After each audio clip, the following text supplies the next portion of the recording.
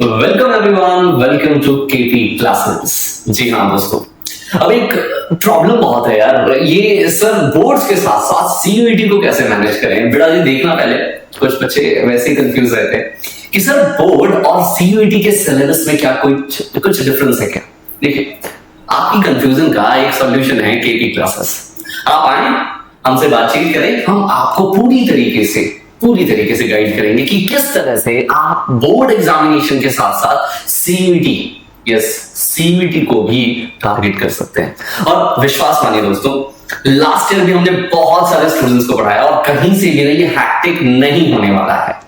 CUET और board examination दोनों ही complementary है, राइट।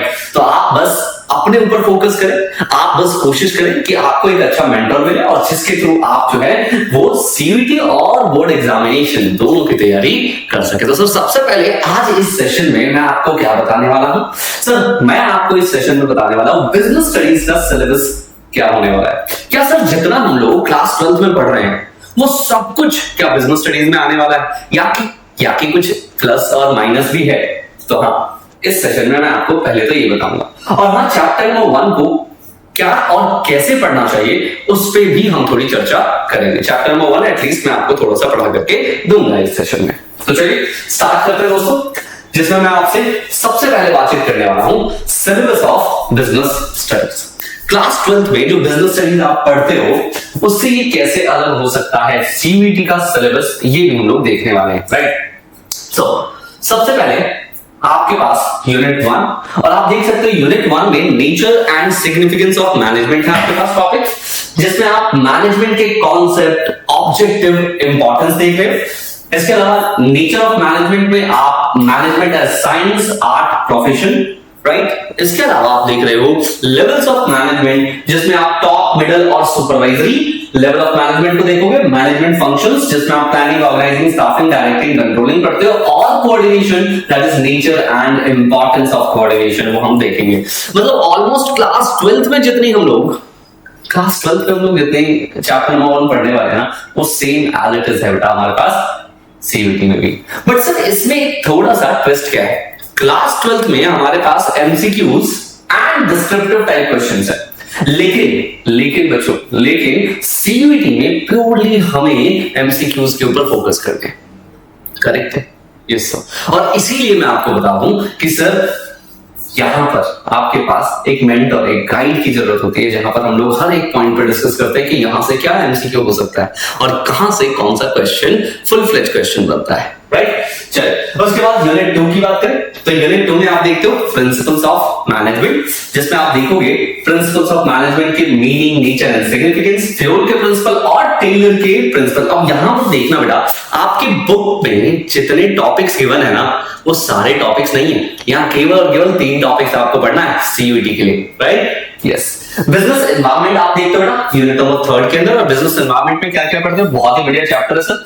यहाँ meaning, importance, dimensions of business environment, सारे ही dimensions, economic, social, technological, political, legal, सारे ही डायमेंशंस पढ़ने, मतलब सारे टॉपिक्स आपको यहाँ पर पढ़ने पड़ेंगे।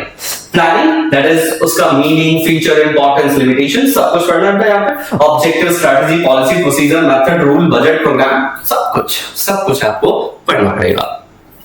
फिर आता है आपके पास ऑर्गेनाइजिंग, जिसमें भी आप सारे टॉपिक पढ़ोगे, आप देख सकते हो आपके स्क्रीन पे ही, और स्टाफिंग के भी सारे ही टॉपिक पढ़ोगे, बहुत इंपॉर्टेंट है स्टाफिंग भी, जिसमें आप ह्यूमन रिसोर्स मैनेजमेंट के बारे में सीखते हो, स्टाफिंग प्रोसेस के बारे में सीखते हो, और इसके अलावा on the job training, of the job training वगैरह भी हम लोग देखते हैं, करेक्ट। चल अब आइए आगे, सर डायरेक्शंस, राइट। सो डायरेक्टिंग भी देखते हैं क्या? हाँ बिल्कुल, डायरेक्टिंग का चैप्टर भी हमारे पास बिजनेस स्टडीज में पूछा जाता है, डायरेक्टिंग भी हमारे पास है बच्चों, जिसमें meaning, importance, principles, directions, supervision की बात कर लीजिए, मोटिवेशन, लीडरशिप की बात कर लीजिए, और कम्युनिकेशन की बात कर लीजिए, ये सारे टॉपिक्स आपसे पूछे जाते हैं। And then we have controlling, right. So controlling वाला टॉपिक भी पूछा जाएगा, और सर हमारे पास बिजनेस स्टडीज में जो बुक नंबर 2 है, जो जनरली बच्चों के लिए, भाई साहब मैंने देखा है बुक 2 के लिए ना एक अलग ही क्लास रहता है बच्चों के बीच में, बट डोंट वरी यार, बुक 2 मेरी रिस्पॉन्सिबिलिटी है कि आपको टिप्स पे याद हो जाएगा, ठीक है। तो इसके लिए भी आपको परेशान होने की जरूरत नहीं है। राइट।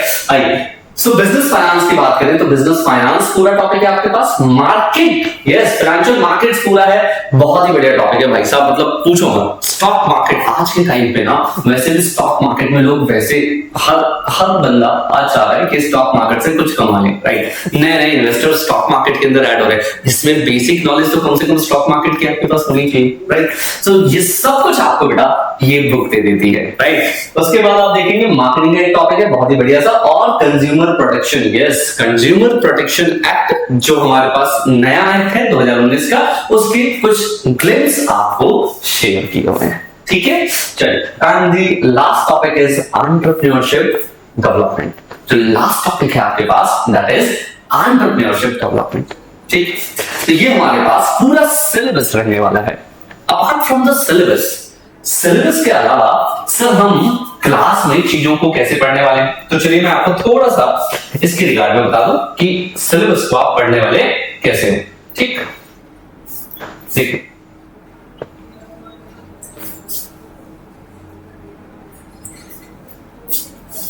ये रहे हमारे नोट्स बेटा। ये नोट्स आपको मिल जाएंगे एनरोलमेंट पे, और ये टॉपिक्स जो हम कवर करने वाले हैं, जैसे देखो मैंने आपसे कहा कि हमसे एमसीक्यूज में ना इतने आसान नहीं पूछे जाते सर, एमसीक्यूज वगैरह में भी ना ट्विस्ट होते हैं, और हम अपनी क्लासेस में केस स्टडी के साथ ही सारी चीजों को प्रिपेयर करने वाले हैं। मतलब एमसीक्यूज का जितना लेवल एनटीए गिरा सकता है ना, हम उससे एक लेवल ज्यादा करके पढ़ने वाले हैं रोज, राइट। तो चलिए स्टार्ट करते हैं हमारे टॉपिक नंबर 1 से, करेक्ट। देखिएगा ध्यान से, यस, रिगार्डिंग टाटा ग्रुप। सबसे पहले बात करिए हम लोग ने, देखो इस चैप्टर का नाम समझो आप। इस चैप्टर का नाम क्या है सर? चैप्टर का नाम है nature and significance of management. Sir management का नेचर क्या है, उसकी सिग्निफिकेंस क्या है, आप मैनेजमेंट पढ़ते क्यों हो, आप मैनेजमेंट पढ़ाते क्यों हो, राइट। सो इसकी जरूरत क्या है? तो देखो मैं आपको एक व्यक्ति से मिलवाना चाहूंगा, लीजिए मिलिए इनसे। सर ये कौन है बेटा जी? टाटा के फाउंडर हैं। कौन है बेटा? टाटा के फाउंडर। पहले टाटा के बारे में सुनो। टाटा ग्रुप जो कि आज लगभग 100 कंट्रीज में अपनी सेवाएं दे रहा है, मतलब 100 कंट्रीज में ये गुड्स एंड सर्विसेज भेज रहे हैं। यस सर, बिल्कुल। नियरली अगर मैं बात करूं 100 कंट्रीज में, या फिर 5 कॉन्टिनेंट्स कह लीजिए, 5 कॉन्टिनेंट्स के अंदर ये जो है अपनी चीजें जो है वो बेच रहे हैं, मतलब ऑपरेट कर रहे हैं। बेसिकली इनको फाउंड किया गया था 1868 में बाय जमशेदजी नसरवानजी टाटा, राइट। और आज के टाइम पे देखो बेटा, अगर इनकी साइट को विजिट करोगे ना, तो ए से लेकर के जेड तक सारे अल्फाबेट से इनके ना कंपनीज दिखाई दे देंगी, बल्कि इनके 29 तो लिस्टेड कंपनीज हैं। एंड यू नो दैट कि सर कंपनीज एक तो प्राइवेट हो सकती है, एक पब्लिक, और पब्लिक में जिस कंपनी के शेयर स्टॉक मार्केट में लिस्टेड है उसको लिस्टेड बोलते हैं, और जिसके स्टॉक मार्केट में लिस्टेड नहीं है उसको क्या बोलते हैं सर? उसको अनलिस्टेड बोलते हैं। उसको क्या बोलते हैं? अनलिस्टेड बोलते हैं, राइट। मिलिए जी महान व्यक्ति से। लाइफ में इनके कुछ 4 गोल थे। एक तो ये चाहते थे कि ये ना एक आयरन एंड स्टील की कंपनी बनाए, एक होटल बनाना चाहते, एक हाइड्रो इलेक्ट्रिक प्लांट बनाना चाहते थे, और इसके अलावा एक ये चाहते थे कि एक भाई साहब ताज, जी हाँ, एक होटल तैयार करें, राइट। ये इनके कुछ मेन एम थे, जिसमें अगर मैं कहूं कि ताज होटल तो इन्होंने बना करके तैयार कर दिया था 1903 में। ये देश का पहला ऐसा होटल था बेटा जो कि हमें इलेक्ट्रिसिटी प्रोवाइड करता था। जी हाँ, पहला ऐसा होटल जो कि आपको क्या प्रोवाइड कर रहा है? इलेक्ट्रिसिटी प्रोवाइड कर रहा है। उस जमाने में 1903 की बात करेंगे हम लोग तो, ठीक। यस, एक्चुअली में देखो इनका एक बिलीव था कि अगर आपके यहाँ पे जो वर्कर्स काम कर रहे हैं वो वर्कर्स सेटिस्फाइड हैं, तो आप भी संतुष्ट होने वाले हो उन वर्कर के कामों से, राइट। अगर वो वर्कर्स ही सेटिस्फाइड नहीं है, वो डिससेटिस्फाइड है, आप एज एम्प्लॉयर उनके लिए कुछ नहीं कर रहे हो, बिलीव मी। उनका ये कहना था कि बिलीव मी, आपके लिए भी वो कुछ नहीं करेंगे। इन्होंने उस जमाने में जब ये चीजें मैंडेटरी नहीं हुआ करती थी, तब इन्होंने ग्रेच्युटी, प्रोविडेंट फंड जैसी चीजें इन्होंने देनी शुरू कर दी है। तो सबसे पहले समझो आप ग्रेच्युटी क्या है। देखो ग्रेच्युटी वर्ड जो है वो डिराइव होता है थैंकफुलनेस से। थैंकफुलनेस, जी हाँ सर। जनरली एक व्यक्ति जो 22 साल 25 साल की उम्र में कहीं पे ज्वाइन करता है, और 60 साल की उम्र में वहां से क्या हो जाता है बेटा? उसका बाय बाय हो जाता है। 60 साल से ज्यादा क्या ही काम करेगा कोई व्यक्ति? तो 60 साल की उम्र में क्योंकि वो बाय बाय कह रहा है, मतलब वो जा रहा है, वो रिटायर हो रहा है, तो भाई अब अपना बुढ़ापा वो कैसे जिएगा? इसके लिए कंपनी रिस्पॉन्सिबिलिटी लेने को तैयार है। कंपनी मोटा पैसा भाई साहब लेकर के आ रही है और कह रही है थैंक यू, आपने अपनी पूरी जवानी हमारे नाम कर दी, आपने हमें इस स्टेज पे लाने में इतनी मेहनत करी, ये लीजिए आपके हक का है, right. This is called gratuity. एक मोटा सम दे दिया जाता है at the time of retirement, उसको ग्रेच्युटी कहते हैं। प्रोविडेंट फंड क्या है सर? प्रोविडेंट फंड की बात करें तो प्रोविडेंट फंड में जनरली अगर आप एक लिमिट से कम कमाते हो, जनरली इसका प्राइस है 20, मतलब इसकी सैलरी है 21,000, अगर आप 21,000 रुपीज से कम कमा रहे हैं तो आपको मैंडेटरी पीएफ में पैसा जाएगा ही जाएगा, पीएफ में पैसा जाएगा ही जाएगा, राइट। सो ये पीएफ की फैसिलिटी भी दी गई है, राइट। तो इस जमाने में जब ये मैंडेटरी है, आज तो ये मैंडेटरी है, लेकिन उस जमाने में जब ये मैंडेटरी नहीं था तब से वो इसे फॉलो करते हुए आए हैं और इसी वजह से आप देखते हो कि टाटा इतना बड़ा एम्पायर खड़ा कर पाए, राइट। यस करेक्ट है। चलिए ठीक है सर, समझ में आ गया कि ये मैनेजमेंट जो है इसकी ताकत क्या है। हाँ जी, आपको ये तो समझ में आ गया कि ये मैनेजमेंट की ताकत क्या है। तो जरा आइए एक टॉपिक से डिस्कस करते हैं, मैनेजमेंट है क्या। आइए सीधे सीधे मैनेजमेंट वाले टॉपिक पे आ जाते हैं। मैनेजमेंट क्या है इसके बारे में थोड़ी चर्चा कर लेते हैं साहब, आओ। तो सबसे पहले अगर मैं कहूं मैनेजमेंट क्या है, देखिए एक बात समझो, कोई भी व्यक्ति, कोई भी पर्सन क्या सारे काम खुद से कर सकता है क्या? बिल्कुल भी नहीं सर, हम सारे काम खुद से नहीं कर सकते। जैसे स्टूडियो में मेरे पास कैमरा लगा हुआ है और मैं घमंड में कह रहा मैं तो नहीं जाता सोनी के पास, मैं नहीं जाता मैक्स के पास, मुझे ये कैमरा खुद बना करके लगाना है, क्या मैं कर पाऊंगा?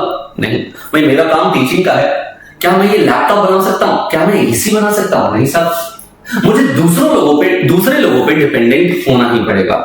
एक ऑर्गेनाइजेशन में इवन एक प्रोडक्ट को बनाने में भी बहुत सारे लोगों के कंट्रीब्यूशन की जरूरत है, हमें दूसरे लोगों पे डिपेंडेंट होना ही पड़ेगा। और क्यों? क्योंकि ह्यूमन की नीड्स कंटिन्यूअसली बढ़ रही है, तो आपको ज्यादा से ज्यादा goods and services, diverse goods and services जो हैं वो देने पड़ेंगे। करेक्ट है यानी? बिल्कुल सर, बिल्कुल सर। अच्छा एक बात बताओ, क्या सारे पर्सन जो हमारे पास हमारे ऑफिस में है, एक बात बताना, क्या सारे इक्वली कॉम्पिटेंट है क्या? नहीं सर, सारे इक्वली कॉम्पिटेंट होते तो बात ही क्या थी, है ना? सारे इक्वली कॉम्पिटेंट नहीं है, राइट। क्या उनके ऑब्जेक्टिव्स क्लियर है? नहीं, सबके ऑब्जेक्टिव्स अलग अलग होते हैं सर। प्लानिंग सबके अलग अलग होते हैं, डिस्ट्रीब्यूशन ऑफ वर्क सबको अलग अलग ही होगा, राइट्स एंड ड्यूटीज अलग, प्रॉपर कोऑर्डिनेशन शायद बहुत से लोग करना चाहेंगे, बहुत सारे लोग नहीं करना चाहेंगे, right. And directing and controlling, ये सब चीजों में ना लोग क्या कर रहे हैं बेटा? लोग कहीं ना कहीं जो है वो कोऑर्डिनेट नहीं कर रहे, लोगों में ये भिन्नता पाई जा रही है। तो सर यहां पर आ जाता है मैनेजमेंट, और मैनेजमेंट कोशिश करता है कि जब हम बात कर रहे हैं ऑब्जेक्टिव्स की, जब हम किसकी बात कर रहे हैं बेटा? ऑब्जेक्टिव्स की, राइट। तो ऑब्जेक्टिव सबके क्लियर होने चाहिए, एक जैसे होने चाहिए कम से कम। Planning should be defined, planning कैसा होना चाहिए? डिफाइंड होना चाहिए। डिस्ट्रीब्यूशन ऑफ वर्क डिस्ट्रीब्यूटेड होने चाहिए सर, वर्क कैसे होना चाहिए बोलिए सर? वर्क डिस्ट्रीब्यूटेड होने चाहिए, कोऑर्डिनेशन पूरा होना चाहिए। तो प्लानिंग, देखो मैनेजमेंट का काम ही यही है भाई, मैनेजमेंट का काम ही यही है कि वो इन चीजों में क्या करे? हेल्प करे, क्योंकि लोग बहुत डाइवर्सिफाइड हैं, राइट। लोग बहुत डाइवर्सिफाइड हैं, करेक्ट? यस। और भाई ये दूसरा क्वेश्चन कि सर हम इन प्रॉब्लम्स को ओवरकम कैसे कर सकते हैं? वेरी सिंपल सर, आपको अपने ऑर्गेनाइजेशन में मैनेजमेंट करना पड़ेगा। आपको अपने ऑर्गेनाइजेशन में क्या करना पड़ेगा सर? मैनेजमेंट। अगर आपके ऑर्गेनाइजेशन में मैनेजमेंट नहीं है, इसका मतलब आपकी जो शिप है वो विदाउट कैप्टन चल रही है। अब सोचो एक शिप जो विदाउट कैप्टन है, वहां पर कोई भी कुछ कर रहा है, कोई भी कुछ कर रहा है, भाई साहब एक बात बताओ, उस शिप का डूबना तय है, उस शिप का डूबना क्या है बेटा? तय है, राइट। तो इसीलिए आपको ध्यान में रखना होगा। मैनेजमेंट की बात करें तो मैनेजमेंट पता है क्या बोलता है? ऐसा नहीं है मैनेजमेंट की सिर्फ इंडिया में मैनेजमेंट हो रहा है भाई, मैं तुमको मैनेजमेंट पढ़ा रहा हूं, पूरे वर्ल्ड वाइड चीजें मैनेज हो रही, चाहे फाइनेंशियल इंस्टीट्यूशंस हो, चाहे नॉन फाइनेंशियल इंस्टीट्यूशंस हो, प्रॉफिटेबल हो, नॉन प्रॉफिटेबल हो, किसी भी ऑर्गेनाइजेशन में देखो management is very much required, management तो चाहिए ही चाहिए।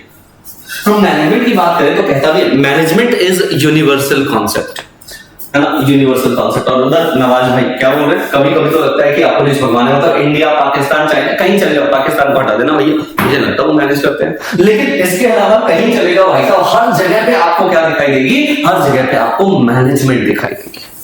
हर जगह पे आपको मैनेजमेंट, चाहे वो बिजनेस ऑर्गेनाइजेशन हो, नॉन बिजनेस हो, प्रॉफिटेबल हो, नॉन प्रॉफिटेबल हो, आपके पास सर्विस हो, मैन्युफैक्चरिंग हो, हर जगह पे आपको क्या दिखाई दे रहा है? मैनेजमेंट दिखाई दे रहा है। और एक बहुत ही प्यारी लाइन आपके सामने है, successful organisation do not achieve their goals by chance but by following a deliberate process called as the management। जो सक्सेसफुल ऑर्गेनाइजेशन है ना, उनकी सक्सेस बाय चांस नहीं आती बेटा, वो मैनेजमेंट से आती है। कैसे आती है? मैनेजमेंट से आती है। चलिए एक बार डेफिनेशन देख लेते हैं, मैनेजमेंट की क्या डेफिनेशन है। देखिए, management can be defined as a process of getting the things done by the others. हाँ जी, एक बात बताओ, मैंने क्या बोला था? एक ऑर्गेनाइजेशन में एक ही व्यक्ति तो नहीं, बहुत सारे लोग हैं एक ऑर्गेनाइजेशन के अंदर। और क्योंकि एक ऑर्गेनाइजेशन के अंदर बहुत सारे लोग हैं, क्योंकि एक ऑर्गेनाइजेशन में बहुत सारे लोग हैं, तो बेटा क्या करना होता है? तो सर उनको मैनेज करना होता है। तो getting the things done, this is the process of getting the things done by others. और ये कैसे करना है? ये करवाना इफेक्टिवली एंड एफिशिएंटली। बच्चों मैं क्या बोल रहा हूं? ये करवाना है आपको इफेक्टिवली एंड एफिशिएंटली, राइट। सो जो लोगों से काम करवाना है वो कैसे करवाना है? बोलिए, वो इफेक्टिवली कराना है। बेटा इफेक्टिवली का मतलब क्या होता है? इसका मतलब होता है सर कॉस्ट को कम रख करके, और एफिशिएंटली का मतलब क्या होता है? सर टाइम को कम रख करके, है ना। सो यहां पर cost effective and time, yes बोलिए, टाइम इफेक्टिव, बेसिकली इफेक्टिव जो है मैनर आपको अपनाना पड़ेगा। करेक्ट है जी। देखिए, तो यहां पर ये चीज समझ में आई कि management is basically a process. ये प्रोसेस क्या होता है अभी देखेंगे, of getting the things done effectively and efficiently. सबसे पहले प्रोसेस का मतलब क्या है? जब मैं कहता हूं आपको मैनेजमेंट करना है, तो मोटा मोटी आपको करना क्या है? प्रोसेस क्या है सर? प्रोसेस है सर कि मुझे ना प्लानिंग करनी होगी, मुझे ऑर्गेनाइजिंग करनी है, मुझे स्टाफिंग करनी है, मुझे डायरेक्टिंग करनी है, मुझे कंट्रोलिंग करना है। This is the process. Planning, organising, staffing, directing, controlling is the process. बोलिए, planning, organising, staffing, directing, controlling is the process. क्या है बताइए? Planning, organising, staffing, directing, controlling is the process. आपको ये प्रोसेस करना पड़ेगा, राइट? यस सर, ठीक है सर, कोई दिक्कत नहीं। बट ये इफेक्टिव और एफिशिएंट का मतलब क्या? बहुत ही ब्यूटीफुली आपके पास ना हमने इसको डिजाइन करके रख दिया है। इफेक्टिवनेस क्या है, एफिशिएंट क्या है, वो देख लो। क्योंकि मैंने क्या बोला? Management means getting the things done by the others, and this is the process जो कि हमें सामने से इफेक्टिवली और एफिशिएंटली करवा लेना है।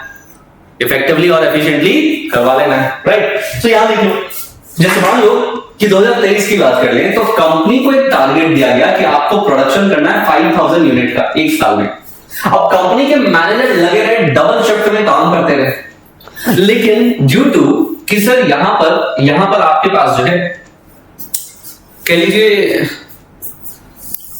इन्होंने डबल शिफ्ट में काम किया, लेकिन इनके पास प्रॉब्लम क्या थी बेटा? कि बार बार पावर कट हो जाता था। और बार बार जो ये पावर कट्स हो रहे थे ना, इन पावर कट्स की वजह से, बार बार जो ये पावर कट्स हो रहे थे, इन पावर कट्स की वजह से ये महाशय टाइम से तो प्रोडक्शन कर पाए, लेकिन कॉस्ट ज्यादा लग गया बेटा। लेकिन कॉस्ट क्या हो गया बेटा? ज्यादा लग गया। तो मतलब हम कह सकते हैं हमारा मैनेजर इफेक्टिव था, है ना, बट नॉट सो एफिशिएंट। लेकिन वो एफिशिएंट नहीं था।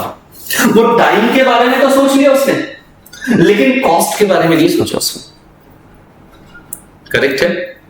उसने टाइम के बारे में तो सोच लिया, लेकिन किसके बारे में नहीं सोचा बेटा? Cost. So he is very much effective but efficient नहीं।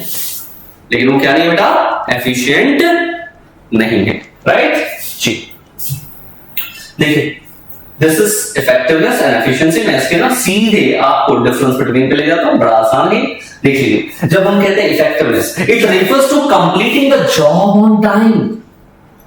Effective T is what? T is all about time.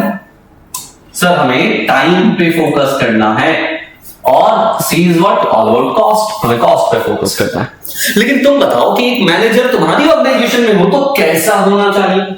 Sir manager को इफेक्टिव भी होना चाहिए और एफिशिएंट भी होना चाहिए। Very simple. मैनेजर को इफेक्टिव भी होना चाहिए और एफिशिएंट भी होना चाहिए। Correct? Yes. So effectiveness and efficient person चाहिए हमें. So it refers to completing the job on time, no matter whatsoever the cost. Cost कितना इससे फर्क नहीं पड़ता. It refers to completing the job in the cost efficient manner, right? Yes sir. To achieve the end result on time, हमें क्या करना था? On time पे अपना result अचीव कर लेना. जबकि यहां हम बात करें तो यहां देखो कॉस्ट बेनिफिट एनालिसिस किया जाता है. और ये ध्यान से सुन लीजिएगा, कॉस्ट बेनिफिट एनालिसिस क्या होता है. ये 1 मार्क क्वेश्चन होता है हमारे पास. Yes, 1 mark question.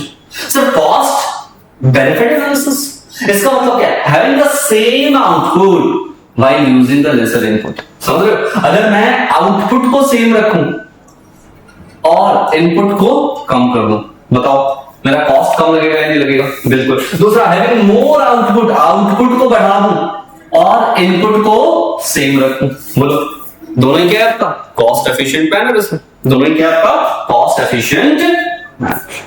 ठीक है. And this is the example जो आप ऑलरेडी समझ चुके. ठीक है. I hope this is clear. यहां तक आपको कोई समस्या, कोई डाउट नहीं है. करेक्ट. चलो, तो आज के इस सेशन में इतना ही रखेंगे दोस्तों. और हाँ, मैं आपको फिर बता दूं, अगर आपको बहुत ही comprehensively CUET and board exams की तैयारी करनी है तो आप हमारे साथ जुड़ सकते हैं. और बाकी अगर किसी भी सब्जेक्ट के अगर आपको डेमो चाहिए या जानना है आपकी फैकल्टी के बारे में तो हमारे पास डिस्क्रिप्शन में वीडियोस गिवन है, आप उनको भी चेकआउट कर सकते हैं. ठीक है. चलिए, थैंक यू वेरी मच. मिलते हैं बेटा क्लास में. Thank you. KP Classes, dedicated to excellence.